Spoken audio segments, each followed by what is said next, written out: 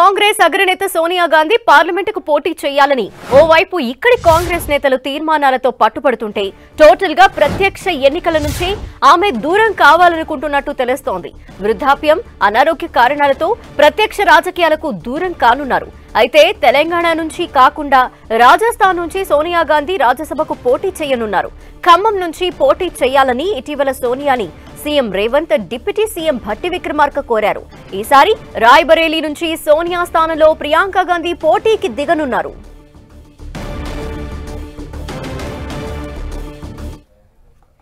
మరిన్ని డీటెయిల్స్ మా ప్రతినిధి గోపి అందిస్తారు. గోపి,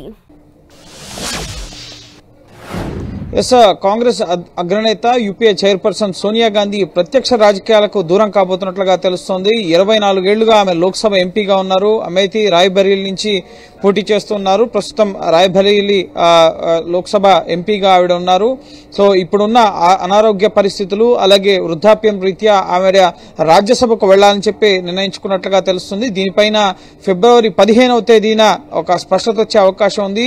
ప్రస్తుతం రాజ్యసభ ఎన్నికలకు సంబంధించిన నోటిఫికేషన్ వెలువడింది. 15వ తేదీ వరకు కూడా నామినేషన్ల దాఖలకు గడువు ఉంది. రాజస్థాన్ నుంచి సోనియా గాంధీ రాజ్యసభకు వెళ్తారన్న ఒక చర్చ జరుగుతోంది. సో ఆవిడ ఒకవేళ రాజ్యసభకు వెళ్లాలనుకుంటే కనుక ఈ 15వ తేదీ నామినేషన్ దాఖలు చేయాల్సి ఉంటుంది. కాబట్టి సో ఆ రోజు స్పష్టత వచ్చే అవకాశం ఉంటుంది. ఎందుకంటే తెలంగాణ నుంచి లోక్సభకు పోటీ చేయాలి అని చెప్పి సోనియా గాంధీకి ఇప్పటికే ఒక తీర్మానాన్ని చేసి ఇటు సోనియా గాంధీకి తెలియపరచడం జరిగింది. ఇటీవల రేవంత్ రెడ్డి అలాగే భట్టి విక్రమార్క ఢిల్లీ పర్యటనలో కూడా సోనియా గాంధీని కలిసి మీరు తెలంగాణ నుంచి పోటీ చేయండి అని చెప్పి ఆవిడని కోరడం జరిగింది. సో దానికి ఆవిడ ఎటువంటి సమాధానం కూడా ఇవ్వలేదు. అయితే ప్రస్తుతం ఉన్న పరిస్థితుల నేపథ్యంలో యూపీలో ముఖ్యంగా కాంగ్రెస్ అంతకంతకు బలహీనపడుతున్న పరిస్థితి ఉంది. ప్రస్తుతం ఆవిడున్న రాయ్బరేలీ స్థానాన్ని ఆవిడ కుమార్తె ప్రియాంక గాంధీకి ఇవ్వాలని చెప్పి భావిస్తున్నట్లుగా తెలుస్తుంది. ఆవిడ 2024 ప్రత్యక్ష రాజకీయాల్లో రాబోతున్నట్లుగా తెలుస్తుంది. ఎందుకంటే అదే స్థానం నుంచి ముఖ్యంగా గతంలో ఇటు అమేథీ స్థానం నుంచి ఖాళీ చేసి వయనాడ్ స్థానానికి రాహుల్ గాంధీ వెళ్లారు. ఇప్పుడు